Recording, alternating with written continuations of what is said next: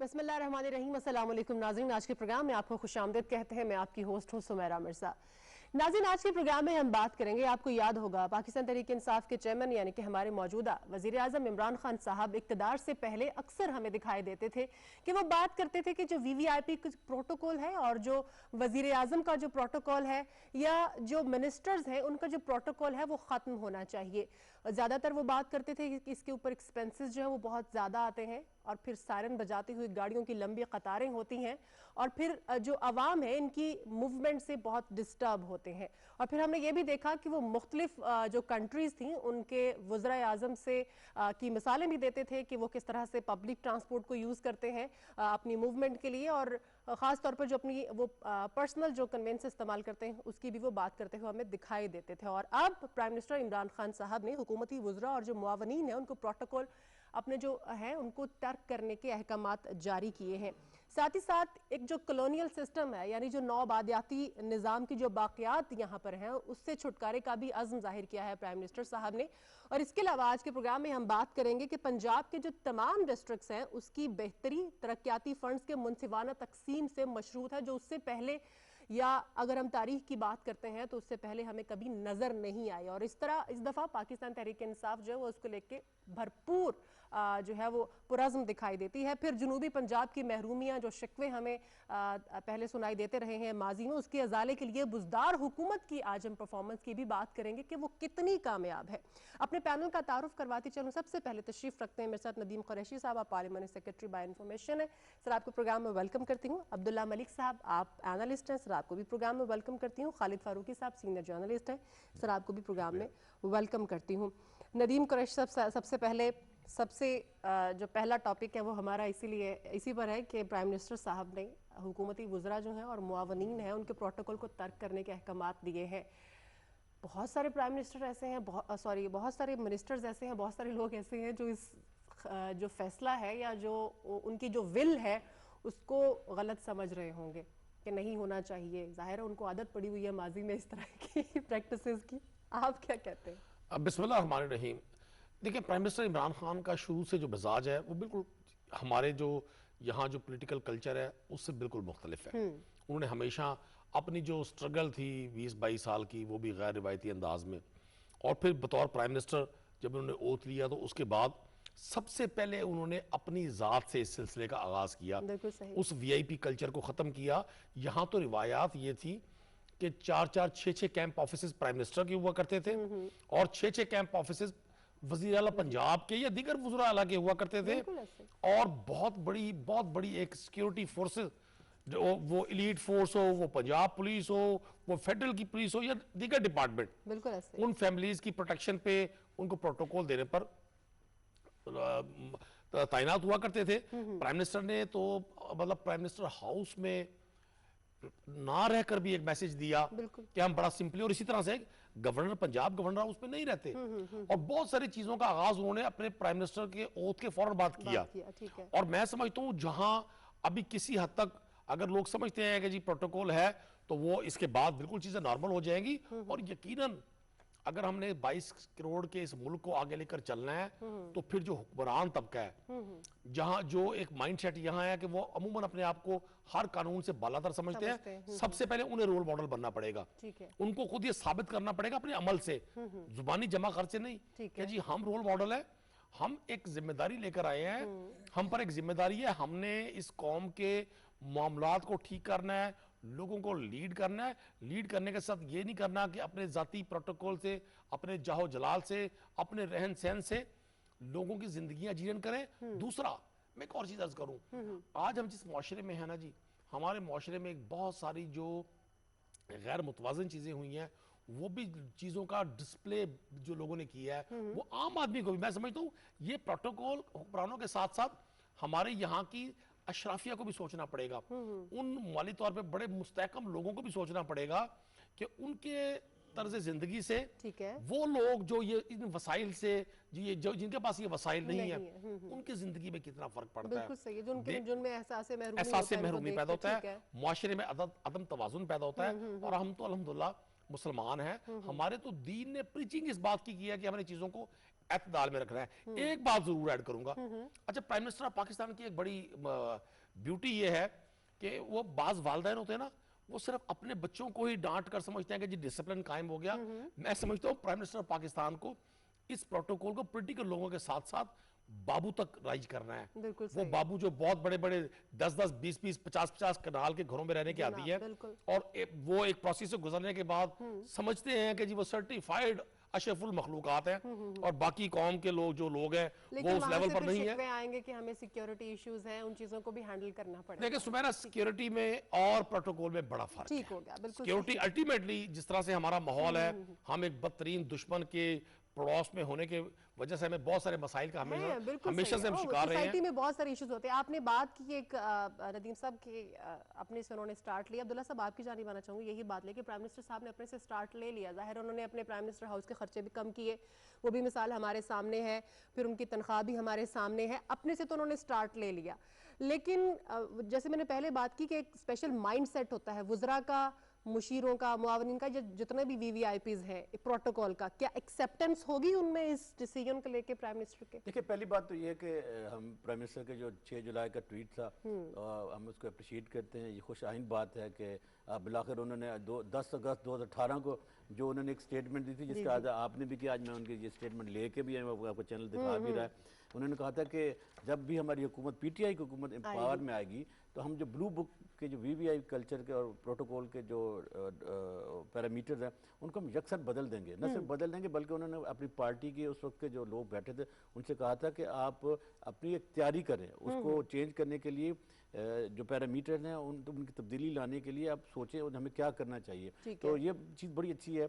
देखिए जो आपका क्वेश्चन है बड़ा रेलेवेंट है कि आया प्राइम मिनिस्टर का जो स्लोगन है, जो उन्होंने एक स्टेटमेंट ऑफिशियली कैबिनेट में भी 7 जुलाई को जो दिया था बयान, तो उसको क्या लोग एक्सेप्ट करेंगे कि नहीं? बुनियादी तौर पर तो बड़ा मुश्किल है कि चूंकि हमारे यहाँ अगर प्रोटोकॉल खत्म कर दिया जाए तो आधी सियासत लोगों की खत्म हो जाती है। हम आते ही पार में इसलिए हैं कि हमें प्रोटोकॉल मिलता है, हम खुश होते हैं कि सिक्योरिटी वाले लोग होते हैं, हटो जी लोग खड़े होते हैं आपको सलाम करने के लिए।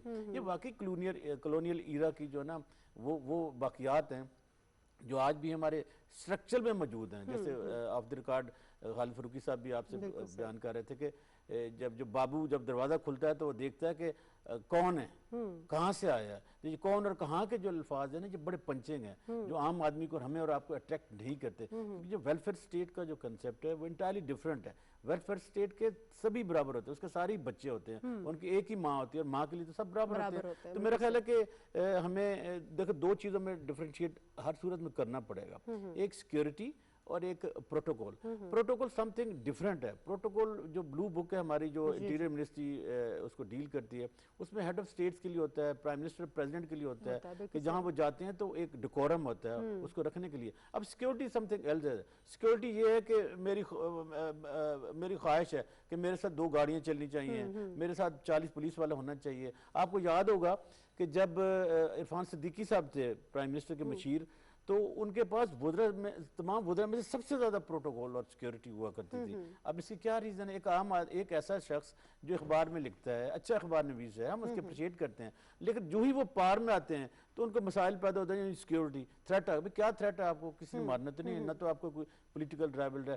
तो फिर आपने देखा होगा बाज़ औक़ात एम्बुलेंसेज फंस जाती हैं प्रोटोकॉल की वजह से। और मुझे याद है कि उस वक्त के चीफ जस्टिस ऑफ पाकिस्तान मियां साकिब निसार ने 13 जनवरी 2017 को एक सुओ मोटो नोटिस दिया था, कराची में इस किस्म का हादसा हुआ था। तो उन्होंने कहा कोई भी हो आज के बाद किसी को रोड ब्लॉक करने की इजाजत नहीं दी, इसलिए कि देखे ना मैं पार्लियामेंटेरियन, मुझे उन लोगों ने वोट दिया है जिस मुल्क की इकोनॉमी में कंट्रीब्यूशन करते हैं, टैक्स पेयर हैं।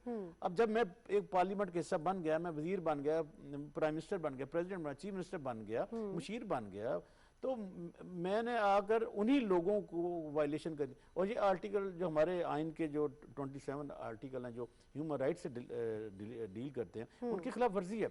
मेरी मूवमेंट आप रोकेंगे तो ये आइन की खिलाफ वर्जी होगी। तो मैं समझता हूँ कि प्राइम मिनिस्टर का जो इतना अच्छा जेस्चर है, इसको अप्रिशिएट करना चाहिए, बल्कि न सिर्फ अप्रिशिएट करना चाहिए बल्कि इसकी तरवीज भी करनी चाहिए और उन लोगों को स्नब करना चाहिए ये जो कहते हैं जी हमारी सिक्योरिटी चली जाएगी। भाई कुछ नहीं होता, फिर हम मुसलमान हैं, हमारे एक अकीदा है कि जिंदगी और मौत अल्लाह के हाथ में। जब जिंदगी और मौत अल्लाह के हाथ में है तो फिर मेरा ख्याल है कि लोगों के लिए आसानियां पैदा करनी चाहिए, ना कि उनके लिए मुश्किलात पैदा करनी चाहिए। और दूसरी जो उनकी एक मिथ थी, सॉरी एक मिनट और मिथ थी कि देखिए प्रोटोकॉल और सिक्योरिटी पे लोगों के बिलियन ऑफ रुपीस जाए होते हैं जब भी इदारे। बिल्कुल सही कह रहे हैं तो एक और चीज है कि जो सिक्योरिटी प्रोवाइड कर रहा होता है ना, उसको कानून का इल्म नहीं होता कि ये जो शख्स सिक्योरिटी मांग रहा है, ये बड़ी अहम बात है, आया ये इसका अहल है भी कि नहीं है, ये इसका प्रोटोकॉल बनता भी है। प्राइम मिनिस्टर साहब ने ये हुक्म दिया उसमें फिर बहुत सारी चीजें जो एनालाइज की जाएंगी ना। फारूकी साहब फरमाइए, कुछ वीआईपीज ऐसे भी हैं जो पहले से इन बातों के ऊपर अमल दरामद कर रहे हैं, वो अपनी गाड़ियां यूज़ कर रहे हैं, गवर्नमेंट की गाड़ियां नहीं ले रहे, वो सैलरीज नहीं ले रहे हैं या एक्स्ट्रा प्रोटोकॉल जो है वो उसके हामी नहीं है। लेकिन बात मैं आपसे वही करना चाहूँगी सर, ये एक सदियों से, अगर मैं कह दूँ दहाइयों से ये रिवायात चली आ रही हैं, तो एक माइंडसेट बन चुका है एक सियासतदान का कि पीछे लंबी गाड़ी हो, आगे लंबी गाड़ियों की लाइन हो। और हम देखते भी हैं, आजकल भी यही है, गो के 3 साल गुजर गए हैं हमारी हुकूमत के, हो जाएगा सर, ये एक्सेप्ट कर लेंगे इसको? देखिए बड़ी तारीफ हो गई इस बात की और इसकी तारीफ की जानी चाहिए, इस ख्याल की, इस सोच की, इस अप्रोच की तारीफ की जानी चाहिए। असल में हमारे प्राइम मिनिस्टर का मसला एक है, उस बेचारे ने जिंदगी अपनी गुजारी यूरोप में, जहाँ पे लोग सादा छोटे घरों में रहने वाले, उस तरह के प्रोटोकॉल में जो यहाँ पे सो कॉल्ड है वो नहीं है। उनको वो चीजें बड़ी आइडियल लगती हैं और हकीकतन वो है, इसकी हर शख्स की मानना पड़ता है। दूसरा, अब उन्हें पसंद आया ज्यादा चाइना का मॉडल की वो बात करते हैं। अच्छा, वहां भी ये चीजें नहीं है। बदकिस्मती ये है कि हम जिस सोसाइटी में रहते हैं ये फ्यूडल सोसाइटी है, अभी तक फ्यूडल सोसाइटी है, बिल्कुल ऐसे है। जो अंग्रेज का 100-150 साल का दौर था, उसमें ब्यूरोक्रेसी और फ्यूडलिज्म, इन दोनों ने अंग्रेज के इक़्तिदार को एक सहारा दिए रखा। ठीक है, बिल्कुल। फ्यूडल लॉर्ड जो होता है वो हमेशा अपने लिए एक प्रोटोकॉल मांगता है, सिक्योरिटी उसकी अपनी होती है, उसको क्या जरूरत होती है, प्रोटोकॉल, उस सिक्योरिटी को भी अपने प्रोटोकॉल के लिए यूज करता है। बिल्कुल सही कह रहे हैं। दूसरी बात यह है कि जो ब्यूरोक्रेसी है, जिसके आज भी दफातर जो है वो 40-50 कनाल जो है जगह वहां पे हैं, जो जीआर में रहते हैं, जो जिनकी एक अलग से दुनिया है, वो एक अलग एक मखलूक है। अच्छा, अब इन चीज़ों के होते हुए देखना यह है कि आप जिस ख्याल का इजहार करते हैं, जो आप स्लोगन देते हैं, जिस पे आप अमल दरामद करवाना चाहते हैं, जैसे आपने कहा कि हम गवर्नर हाउस की दीवारें गिरा देंगे, उसकी यूनिवर्सिटी बना देंगे, आप नहीं बना सके, आपके सामने मजबूरियां आ गई आपकी। ये चीज़ भी ऐसी है जिसमें हमने अपनी मजबूरियां भी देखनी है और सोसाइटी को रिफॉर्म्स की तरफ लेके जा रहा है। देखिए अब यहाँ पे होगा क्या, आज आप, पहली बात तो यह है कि यहाँ सिक्योरिटी कुछ लोगों को सिक्योर करती है और बाकी अवाम को इनसिक्योर कर देती है। बिल्कुल सही कह रहे हैं आप सारा कुछ छीन के लेते। आपको पता है कि यहाँ सिक्योरिटी पे जो अमला मामूर होता है, ये होता है बेसिकली एलीट फोर्स से। ऐसा ही है, एलीट फोर्स है, इंसदादे दहशतगर्दी की एक बिल्कुल सही फोर्स कह रहे हैं। है। इसको आप, ये एक सिक्योरिटी फोर्स अलग से होती है जो वीवीआईपीज के लिए या सबके लिए होती है। ठीक है, ये एलीट फोर्स हम उनको देते हैं। अच्छा, एलीट फोर्स को दहशतगर्दी के मुकाबले के लिए लाया गया था। ऐसा ही है। अब वो सारे के सारे चले जाते हैं शख्सियात के तहफ़्फ़ुज़ में, अवाम जो है उनका तहफ़्फ़ुज़ कोई नहीं करता। आप आज भी देखें पाकिस्तान में, आज आप भी देखें लाहौर में, पंजाब में, किसी भी जगह पे चले जाएं तो वो पुलिस की वो स्ट्रेंथ नहीं है, सिक्योरिटी, इंटरनल सिक्योरिटी फोर्सेस की वो स्ट्रेंथ नहीं है जो कि होनी चाहिए, आबादी के एतबार से जो होनी चाहिए, वो चंद एक अफराद पे लग जाती है। अच्छा, बाकी मैं आपको ये बताऊं, बहुत सारे सियासतदान ऐसे हैं जो पर्सनली बिहेव बड़ा ही डिफरेंट करते हैं, हम सभी को उस लाइन में नहीं रख सकते। बिल्कुल सही। मतलब मैं कम से कम लाहौर में 3 गवर्नर जो हैं इनको जानता हूँ। गवर्नर अजहर, हमाद अजहर के वालिद मियां अजहर जो थे, ये रोजाना रात को अपनी गाड़ी में निकला करते थे गवर्नरों से अकेले ही, अपनी गाड़ी में इस्लामपुरा चले जाते थे। सही। लोग कहते थे यार वो मियां अजहर जा रहा है। अच्छा, सलमान तासीर को हमने इसी तरह से देखा। ऐसा ही है, बिल्कुल सही। उसके बाद फिर खालिद मकबूल थे। अच्छा, हालांकि वो फौज से आए थे लेकिन इंतहाई सादा आदमी थे। हमने कई बार इन लोगों के साथ सफर किया दूसरे शहरों में।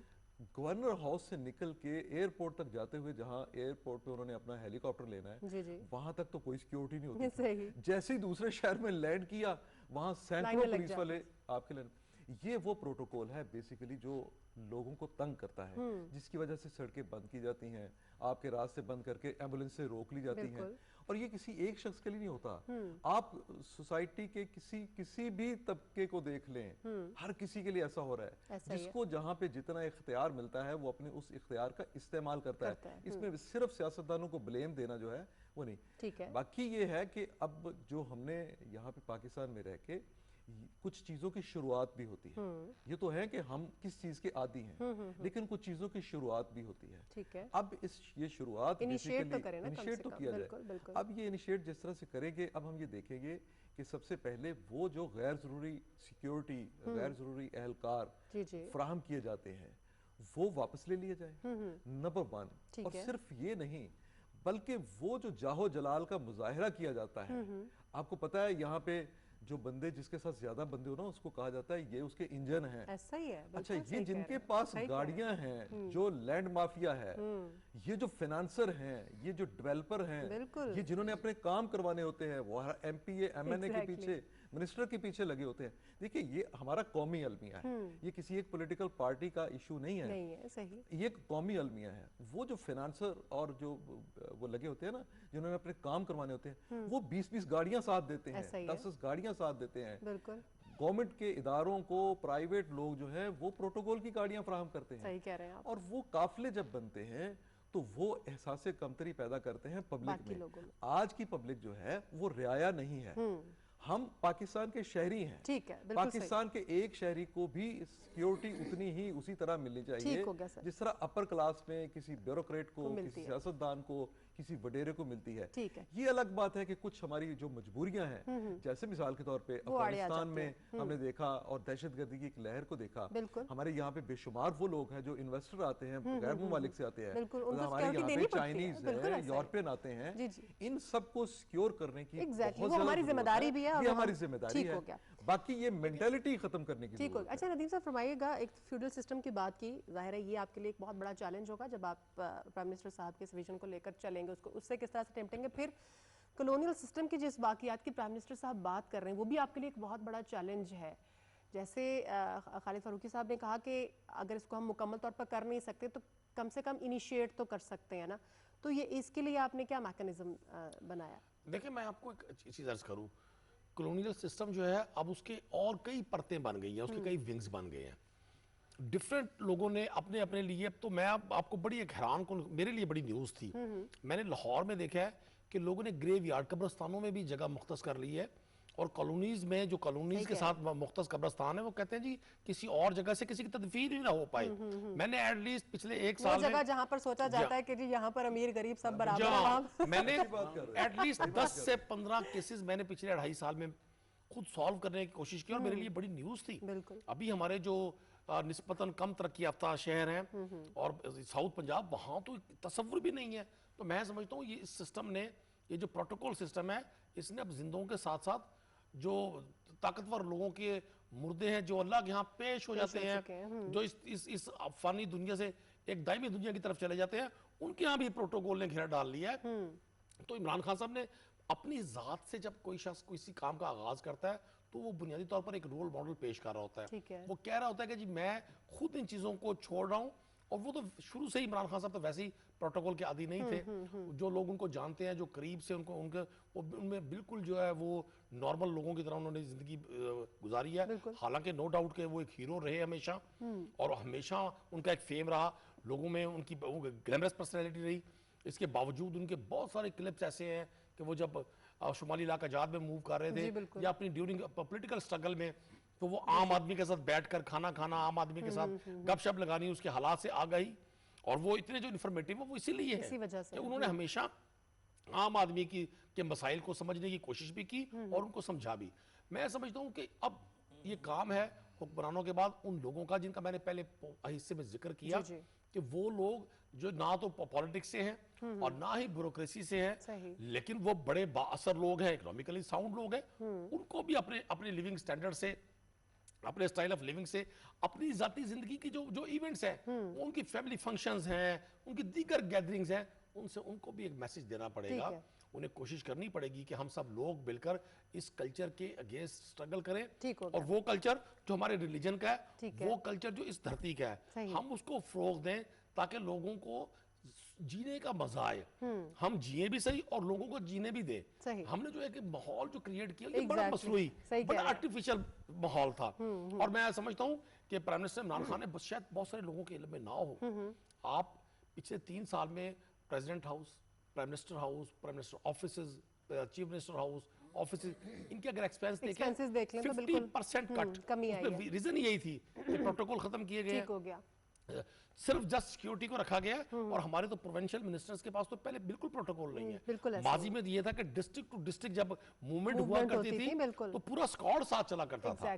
तो मैं अभी भी देखने में आती हैं चीजें, लेकिन अब चूंकि इसके ऊपर इनिशिएट किया जा रहा तो ये बड़ी अच्छी बात है। मलिक साहब फरमाइएगा, माफ कीजिएगा, चैलेंजेस कौन कौन से हो सकते हैं जब हम बात करते हैं पुराने एक सिस्टम को चेंज करने की, स्पेशली जो प्राइम मिनिस्टर साहब ने बात की कि जो बाकियात अभी रह गई हैं नौ बाकियाती सिस्टम की, जिसका आपने पहले भी जिक्र किया, इसमें कौन कौन से चैलेंजेस हुकूमत को फेस करने पड़ सकते हैं और कितना टाइम लगेगा इसको तब्दील करने में? देखिए, सबसे बड़ा चैलेंज तो जो सिक्योरिटी के अपने इदारे ना वो हैं।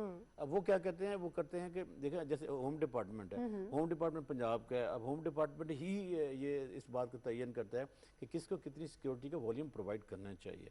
अब जब उनके पास ये चीज़ें जाएंगी रूल्स को बदलने के लिए, तो वो कहेंगे जी नहीं, इस बंदे को फलां को सिक्योरिटी थ्रेट रहता है, अच्छा। और इसके लिए इतनी सिक्योरिटी होनी चाहिए, नहीं हम ये नहीं कर सकते, ये पर कल हमारे तो ये पहली बात तो इंस्टीट्यूशन आ जाएंगे। दूसरा जो एक फ्यूडल का जो एक पॉलिटिशियन का माइंडसेट होता है उसको बदलने की, ये एक बहुत बड़ा चैलेंज है। तीसरा चैलेंज जो सबसे बड़ा आ सकता है वो ये है कि आप पार्टी को थ्रेट करते हैं, देखो जी फिर ये आप हमसे ले लेंगे, हमारे पीछे रह के आ जाएगा, हमारे पास डेवलपमेंट आपने फंड ले लिए, वो फिर आपने हमसे वीआईपी कल्चर का खत्म कर रही है, अब रह गया कि हमारे पास ये 4 पुलिस वाले हैं, ये भी ले लेंगे, तो फिर हमारी बात कौन सुनेगा?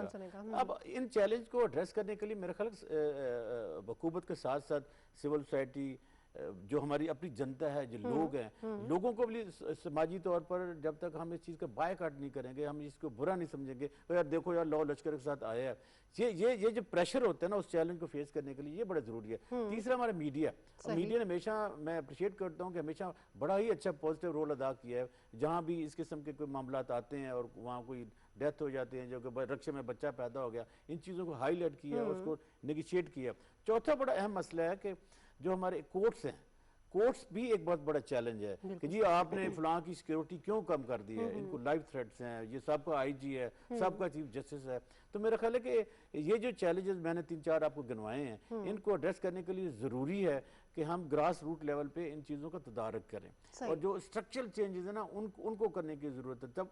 जब तक आप अपने कवानीन में तब्दीलियां नहीं लाएंगे, उस वक्त तक ये नहीं होगा। सिक्योरिटी वाले वहाँ पर भी उनको चैलेंजेस ये देखने को मिलेंगे। सबसे बड़ा मसाइल सिक्योरिटी वाला ठीक होगा। अच्छा खालिद फारूकी साहब, अब अवाम की अगर हम बात करते हैं ना, अवाम का भी एक माइंडसेट बन चुका है। अगर उन्होंने किसी ब्यूरोक्रेट के ऑफिस में जाना है तो वहाँ पर तो उन्हें डायरेक्ट एक्सेस चाहिए, उन्हें वहाँ पर सीट भी चाहिए कि आएँ बैठें और आपका काम होगा और आप जाएं। दूसरी बात, दूसरी तरफ जो कि बहुत ही ऑपोजिट है, उन लंबी लंबी गाड़ियों की जो कतारें हैं वो भी बहुत पसंद है अवामी नुमाइंदों के आगे पीछे, उनको प्रोटोकॉल बड़ा पसंद है, वो फिर उनका माइंडसेट एक बन जाता है कि जी ये बड़ा पावरफुल है, इसके आगे पीछे बड़े लोग होते हैं। अवाम के माइंडसेट को भी तो चेंज करना बहुत जरूरी है। देखिए वो भी उनके साथ होगा या पैरेलल काम करना पड़ेगा दोनों पे? देखिए सुमेरा, मैं आपको बताऊं, अवाम के माइंडसेट को चेंज करती है लीडरशिप। लीडरशिप मिसाली होनी चाहिए। जिस दिन लीडर जो है वो अपनी बात पे अमल करवाने में कामयाब हो गया 2 बंदों से भी, ठीक है, और खिलाफ वर्जी करने वाले को सजा देने में कामयाब हो गया, तो आप अवाम का माइंडसेट चेंज करेंगे। ठीक हो गया। ये देखिए ना, मैंने आपको पहले ही बताया होता क्या है यहाँ पे। आज आप कहेंगे कि जी इनकी जो पुलिस की सिक्योरिटी या इदारों की तरफ जो सिक्योरिटी है ये कम कर दे। एक तो प्राइम मिनिस्टर के पहले मैसेज को सही तरह से हमें उसे समझना चाहिए। ठीक है। समझने की जरूरत ये है कि प्राइम मिनिस्टर ने कुछ सिक्योरिटी कम करने की और लोगों को इनसिक्योर करने की बात नहीं की। मैं इस बात पे तो यकीन रखता हूँ, प्राइम मिनिस्टर ने ये बात बिल्कुल नहीं की। बात देखिए, जो इमरान खान की सादा बातें हैं उनको सादा अंदाज में ही समझना चाहिए। हर बात के पीछे कोई नई बात तलाश करने की कोशिश नहीं करनी चाहिए।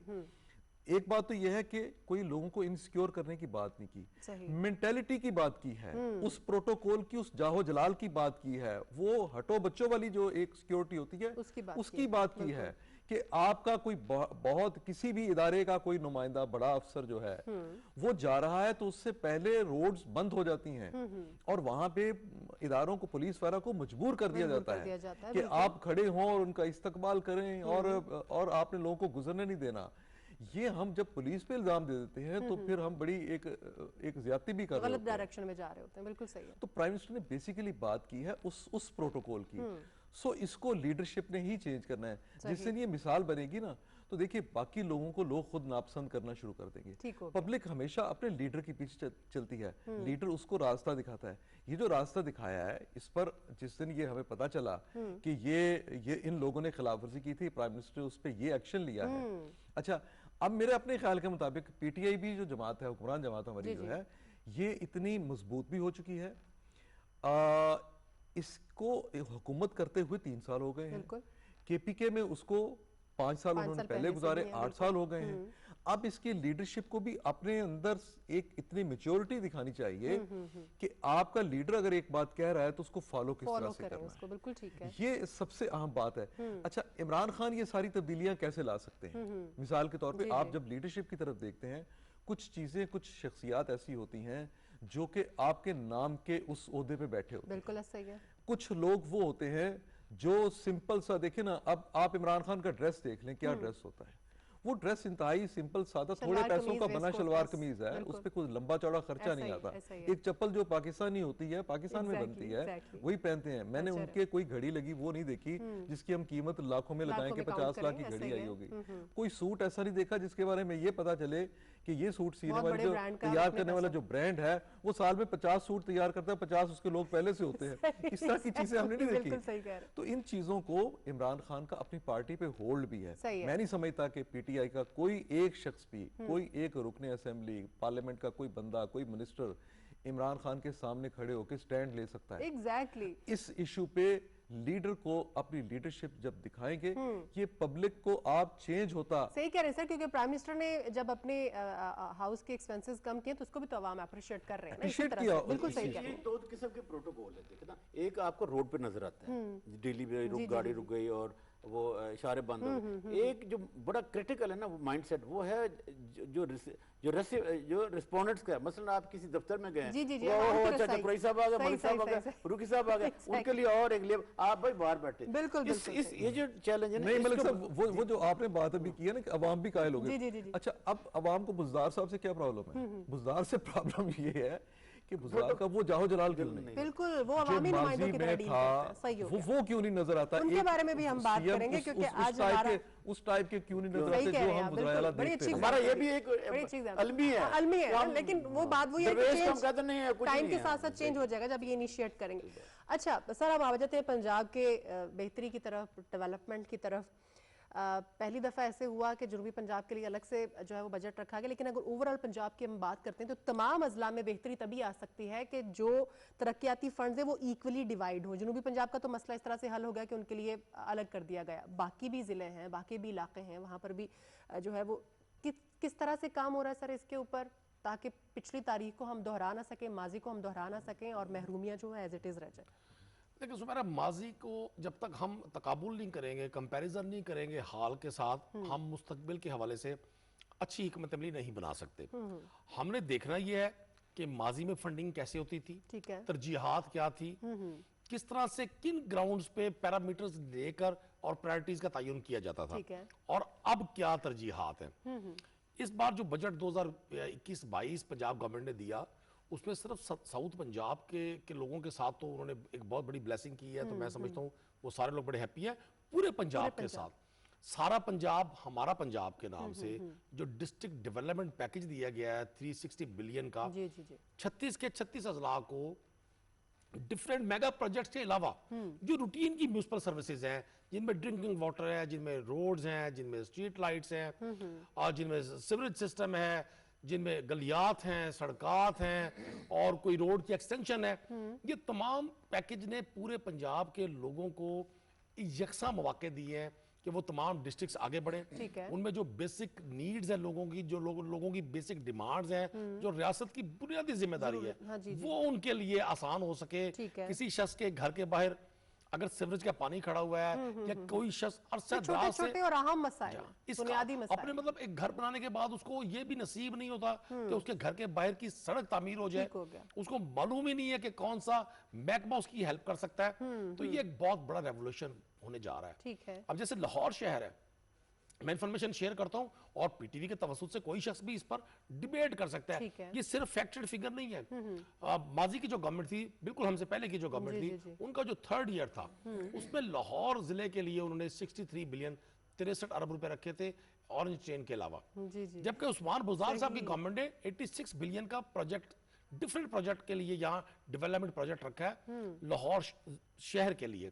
तो मैं समझता हूँ इसी तरह से बहुत सारे मेगा प्रोजेक्ट्स, उसमें बड़े बड़े हॉस्पिटल्स बनने जा रहे हैं, 21 नई यूनिवर्सिटीज पंजाब में बनने जा रही हैं, आबी ज़खायर बनने जा रहे हैं। लेकिन डिस्ट्रिक्ट डेवलपमेंट पैकेज वो पैकेज है जो आम आदमी को उसकी रोजमर्रा जिंदगी में, जो घर से बाहर निकलने के बाद उसको पहली तकलीफ होती है कि सड़क नहीं है, सीवरेज का इशू है, उसके पास लाइट, स्ट्रीट लाइट नहीं है, उसके पास मतलब कोई ऐसा बात शहर ऐसे हैं कि ट्रैफिक को स्मूथ करने के लिए कोई चौराहा नहीं है। बिल्कुल सही है। तो ये सारा सिस्टम मैं समझता हूँ पंजाब के लोगों को एक बहुत खुशगवार तब्दीली, जब हम इस पे और हमने इम्प्लीमेंटेशन आम चीज क्या की है, कोशिश की गई है। अभी प्राइम मिनिस्टर ने डीसीज का काम किया, डिस्ट्रिक्ट डीसीसीज, डिस्ट्रिक्ट कम्युनिटी उन्होंने बनाई है सिटीज में, और उसमें उन्होंने अराकीन असेंबली को डिस्ट्रिक्ट कोऑर्डिनेशन कमेटीज, चूंकि प्रोग्राम के रब्ते में बाज़ औक़ात कोई वर्ड भी, डिस्ट्रिक्ट कोऑर्डिनेशन कमेटीज बनाई हैं। फर्स्ट टाइम उसमें अराकीन असेंबली और डिस्ट्रिक्ट की जितनी मैनेजमेंट है उन सबको ज्वाइन, उनका एक वेंचर किया गया, ठीक हो गया, और उनकी फोर्टनाइटली मीटिंग्स फिक्स की गई है। ठीक हो गया, बिल्कुल। वहां पे ना सिर्फ ये जो मनसूबाबंदी डिस्ट्रिक्ट्स की होगी, उसके हवाले से जो आने वाली हर्डल्स हैं उनको ठीक करने के लिए प्लान होगा, ठीक हो गया, और इन फंड्स की जो एलोकेशन हुई है उनकी 100% उनको उनकी यूटिलाइजेशन पर वर्किंग होगी। तो मैं समझता हूँ माजी में होता ये था कि फलां डिस्ट्रिक्ट में मेरे लोग हैं, फलां डिस्ट्रिक्ट में मेरे लोग नहीं हैं, फलां जगह से मुझे ज्यादा वोट मिले हैं, फलां जगह से मुझे ज्यादा वोट नहीं मिले। ये पहली बार इतना मुतवाज़िन और बैलेंस काम हुआ है, और इसके असरात अगले साल जब हम आज के दिन बैठे होंगे इंशाल्लाह, तो पंजाब के तमाम लोग इसको फील करेंगे। यही बात मलिक साहब मैं आपसे करना चाहती हूँ कि 1 साल के लिए बजट इशू किया जाता है, और प्रोजेक्ट्स जो होते हैं वो हमारे बहुत बड़े बड़े होते हैं, जैसे यूनिवर्सिटीज़ का है, स्कूलों के अमेंडमेंट्स का है, उसमें कुछ हम चेंजेस लेके आ रहे हैं, और बहुत सारे ऐसे प्रोजेक्ट्स हैं। सर, अगर हम माजी पर नज़र दौड़ाएं, जैसे सर कहते थे कि हमें तकाबली जायज़ा लेना चाहिए, तो हम देखते हैं कि 1 साल के अंदर जितना बजट जो है मुख्तस किया जाता है वो इम्प्लीमेंट नहीं होता, वापस आ जाता है। तो सर प्रोजेक्ट्स तो बहुत बड़े बड़े हैं, आपका क्या ख्याल है, 1 साल में ये सारा काम हो जाएगा, प्रोलॉन्ग करेगा? देखिए, पहली बात तो यह है कि जिस इनकी टीम के जो कप्तान है इमरान खान साहब, वो हमेशा टारगेट लेके उसको अचीव किया करते हैं। ये उनकी एक पर्सनैलिटी के पॉजिटिव पॉइंट्स है कि वो एक मुश्किल मैच को आसान बनाने के लिए हिकमत अमली बनाया करते थे, क्योंकि वो खुद इस चीज़ को लीड कर रहे हैं और मॉनिटर भी कर रहे हैं। तो ये बात एक खुश आइन है कि वो इसको हासिल करने के लिए बिल्कुल करेंगे, हो भी सकता है। और मौजूदा जो पिछला बजट था, तकरीबन 70% से ज़्यादा जो मौजूदा हुकूमत है इसने इसको अचीव किया और उसको इन्वेस्ट किया है, एक अच्छी बात है। देखिए, हम हमेशा से ही क्रिटिसिज्म का शिकार रहते हैं, करते भी हैं। हमारी क्रिटिसिज्म एक बहुत बड़ी इंडस्ट्री है, हमने किसी पॉजिटिव चीज़ों को नहीं देखा। बिल्कुल सही। अब लास्ट जो इरा था उसमें चंद मखसूस एरियाज को डेवलप करने के लिए, जिसे हम कहते हैं सेंट्रल पंजाब जीटी रोड, हमने सारे का सारा 80% बजट वहीं लगा दिया, क्योंकि वो विजिबल है। सही है। हमारी पिछली हुकूमत की बदनसीबी थी, हम डेवलपमेंट के खिलाफ नहीं है, हमारी भी ये रहता है कि तमाम एरियाज। अब मैं मियाँ वाली जैसे बैकवर्ड एरिया से तल्लक रखता हूँ, मेरे 80,000 की आबादी के गाँव में ये एक्सरे मशीन नहीं है, और आज के दौर में एक्सरे मशीन क्या है, कुछ भी नहीं है, चंद हजारों की आ जाती है। लेकिन ये है वो नेग्लेक्टेड एरिया। अब जो कि साउथ पंजाब एक बहुत बड़ा रिच एरिया है आपको क्रॉप्स के हवाले से, वहाँ तो डेवलपमेंट ज्यादा होनी चाहिए ताकि उनकी जो प्रोडक्ट्स रॉ मटेरियल है वो मंडियों तक आए और उसको उनको मुबादला हो। अब देखिए, पहले क्या था कि पहले हुकूमत बजट का 17% सिर्फ दिया करती थी। अब इस हुकूमत ने अच्छा इकदाम किया है कि उन एरियाज के अपलिफ्ट करने के लिए पहली तो बात यह है कि उन्होंने 8 एरियाज को सिलेक्ट किया, health, education, environment, energy, drinking water, IT, industry, road structure, livestock, ये वो शोबे हैं जो माजी में 8 शोबे हमारे साउथ में निगलेक्टेड रहे। अब इस हुकूमत ने मौजूदा 21-22 के जो बजट है इसमें रखा है 34, उस टोटल बजट का 34% ह्यूज बजट है, और 189 बिलियन ऑफ रुपीस मेरे ख्याल है कि इससे जो वहाँ के लोगों की जिंदगी है उसका म्यार बदल सकता है।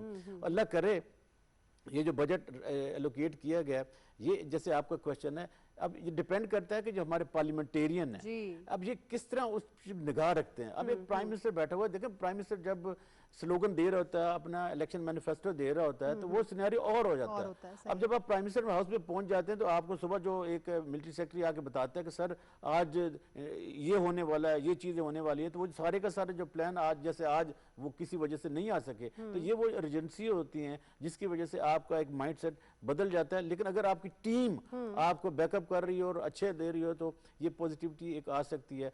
अब हमने जब हम ऑरेंज लाइन के क्यों खिलाफ थे, हमारे शहबाज शरीफ से तकाजा क्या था कि भाई एक बलूचिस्तान के बजट जितना आपने पैसा 3 बिलियन से ज्यादा पैसा आपने एक लाहौर पे लकीर लगा दी है, और आवाम को जब खाने को रोटी तो नहीं मिलती, हमारे साथ पीने को जब साफ पानी बातचीत नहीं हुई मिल रहा। थी तो बिल्कुल हमने सही। ये कहा था आप 10 यूनिवर्सिटियां बना दें, इतने हॉस्पिटल बना दें, इतना ये बना दें, तो हम अपनी जो पिटीशन है वापस ले लेते हैं। देखिए ये एक माइंडसेट है, हमें इसको भी बदलना चाहिए। सिर्फ प्रायोरिटीज की बात है ना। priorities की अच्छा फारूकी साहब फरमाइएगा, अच्छा बजट पेश कर देना ठीक है, बहुत अच्छी बात है, अप्रिशिएट भी कर रहे हैं हम, और वाकई बहुत अच्छा बजट था, ऑपोजिशन भी कुछ नहीं बोल सकी इसके ऊपर, हमने देखा है। सर उसको मेन चीज़ है उसको इम्प्लीमेंट करवाना, और जो मकसद के लिए उसको पेश किया गया या जिस मकसद की वजह से वो डिफरेंट है बाकी बजट से, मेन जो है वो इम्प्लीमेंट है, उसकी इम्प्लीमेंटेशन है। तो आपको लग रहा है कि अब पंजाब खुशहाल होता दिखाई दे रहा है आपको इक्वली?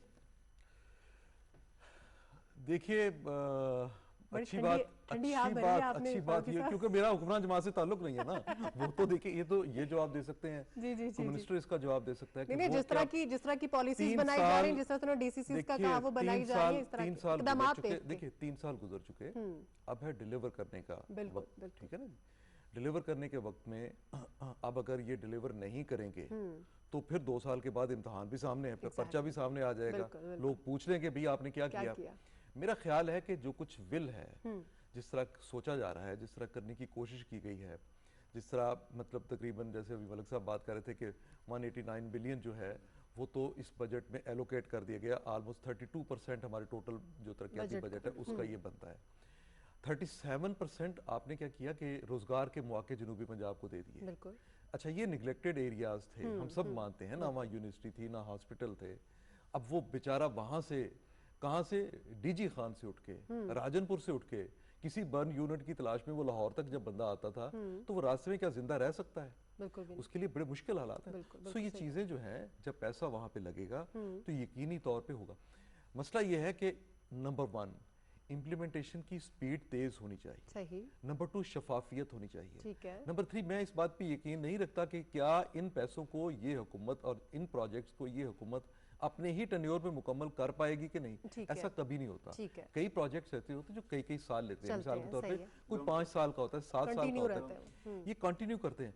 हुकूमतें जो हैं उनकी जिम्मेदारी ये होती है कि वो पॉलिसियों का तसलसल जो उनको रियासत की पॉलिसियां समझें, उनको स्टेट का एसेट होते हैं, ये प्रोजेक्ट्स होते हैं स्टेट का एसेट होते हैं, उनको कंटिन्यू रखें।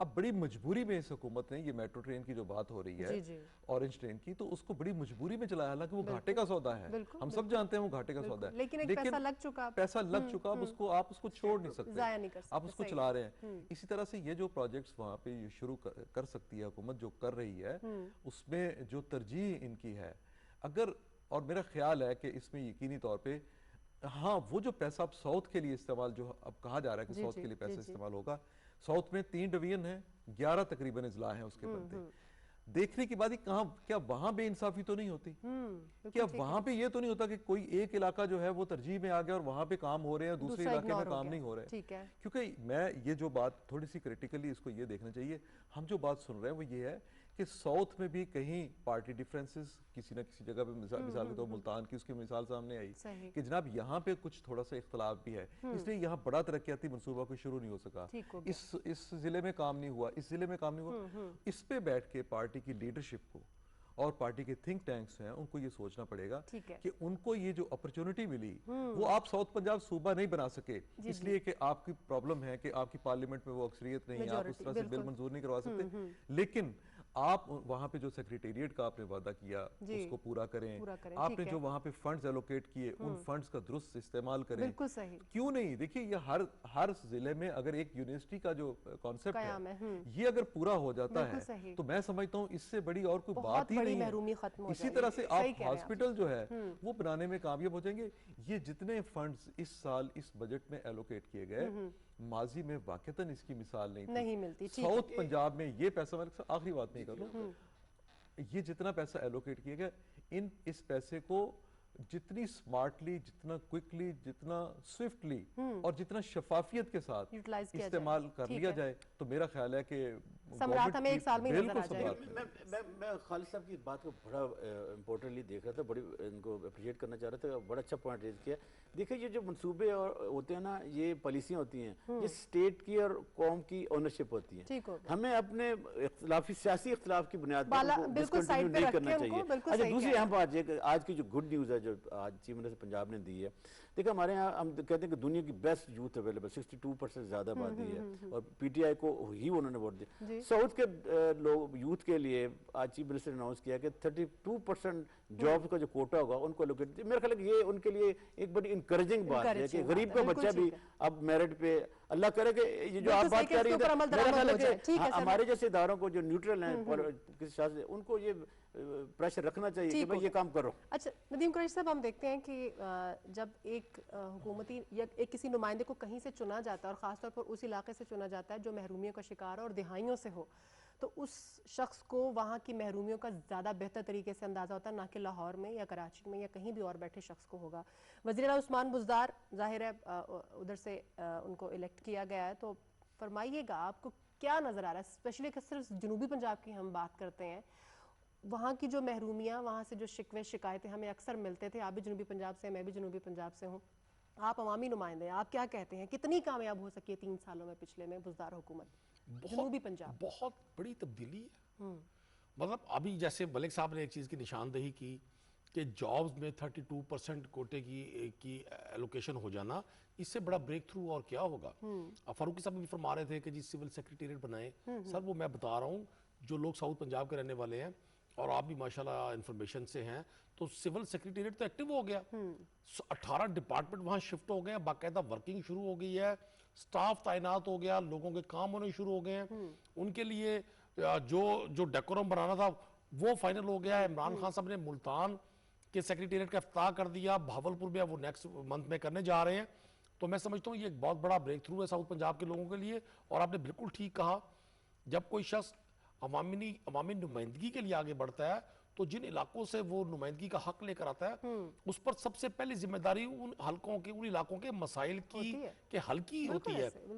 उस्मान बुज़दार साहब का साउथ पंजाब से होना, मेरा साउथ पंजाब से होना, आपने अपना भी बताया, हमारे लिए एक ऑनर इसलिए है कि वो हमारी चीजों को समझते हैं। सही। अब मैं एक अभी फारूक साहब ने कहा कि जी हमें देखना ही है कि जो फंड एलोकेट हुए हैं इनकी फिजिबिलिटी और ये वर्किंग में कैसे आएंगे। तो वो जो डिस्ट्रिक्ट कोऑर्डिनेशन कमेटीज बनाई गई हैं उसमें इसी प्लान को मद्देनजर रखते हुए बनाई गई है। वहाँ शॉर्ट टर्म, मिड टर्म और लॉन्ग टर्म तमाम प्रोजेक्ट्स को डिस्कस किया जा रहा है। ठीक है। जो लॉन्ग टर्म मंसूबे हैं ज़ाहिर है वो तो चलेंगे। और मैं आपको एक चीज बता दूं, शायद आम आदमी को इतनी खबर ना हो कि जब 2018 में पाकिस्तान तहरीक इंसाफ की गवर्नमेंट आई है, ये बड़े अरसे के बाद मैं पॉलिटिकल पॉलिटिक्स का एक स्टूडेंट हूँ, मैंने पिछले 30 साल में नहीं देखा कि किसी गवर्नमेंट ने अपनी पेशरो गवर्नमेंट के मंसूबों को आगे बढ़ाया हो। ठीक हो गया। ये पंजाब असेंबली की बिल्डिंग जिसमें आज हम सेशन कर आ रहे हैं, ये जून 2006 में इसका इफ्ताह हुआ था। हो गया, बिल्कुल सही। लेकिन गवर्नमेंट चेंज हुई, इसको 12 साल इसको दानिस्ता, उसमें फैसलाबाद कार्डियोलॉजी सेंटर का एक्सटेंशन है, कई यूनिवर्सिटीज, लेकिन पाकिस्तान तहरीक इंसाफ की गवर्नमेंट ने उन तमाम मंसूबाजात को ये समझते हुए कि ये स्टेट के एसेट्स हैं, उनको ना सिर्फ मुकम्मल किया। और सही कह रहे हैं, इस तरह की एग्जांपल्स नहीं मिलती हैं, जो पिछली हुकूमत के मंसूबे होते हैं उनको वहीं पे छोड़ दिया जाता है कि टैग तो उन्हीं का लगेगा। अच्छा मलिक साहब, सीरियसनेस बुज़दार हुकूमत की टुवर्ड्स प्रोग्रेस या जो महरूमियों का अजाला है उनकी तरफ आप कितनी % देखते हैं, कितनी देखते हैं बुज़दार हुकूमत की कामयाबी को इस हवाले से? देखिए हमारे मुल्क में मैं न्यूट्रलिटी की बात करता जी, हूँ, हमारे प्लीज, मुल्क प्लीज। में और सूबे में बड़े अरसे बाद स्ट्रक्चरल चेंजेस होने जा रही हैं। और ये स्ट्रक्चरल चेंजेस होती थी, जैसे फरूकी साहब ने कहा, ये short term, long term, mid term होती हैं। देखिए जो लॉन्ग टर्म होती हैं उनके जो असरात होते हैं, आज आप अगर एक फलदार दरख्त लगाएंगे ना तो आने वाली नस्लें उसको खाएंगी। तो ये स्ट्रक्चरल चेंजेस होती हैं ये नजर नहीं आती, ये पैरामीटर शिफ्ट ओवर हो रहते हैं, तो इसको आगे आने के लिए वक्त चाहिए था। तो मेरा ख्याल है कि इस हुकूमत को जो सारी चेंजेस हैं, अगला जो हीरा होगा वो उनको देखेगा। ये इनका लगाया पौधा, तो हम उसको पॉजिटिविटी में देखते हैं। हाँ, बात सिर्फ ये है कि जो कुछ ये कर रहे हैं उसकी इम्प्लीमेंटेशन होते हुए नजर आनी चाहिए। कई चीज़ें कही जाती हैं ना, कईयों का हमें प्रैक्टिकली शेप भी नजर आना चाहिए।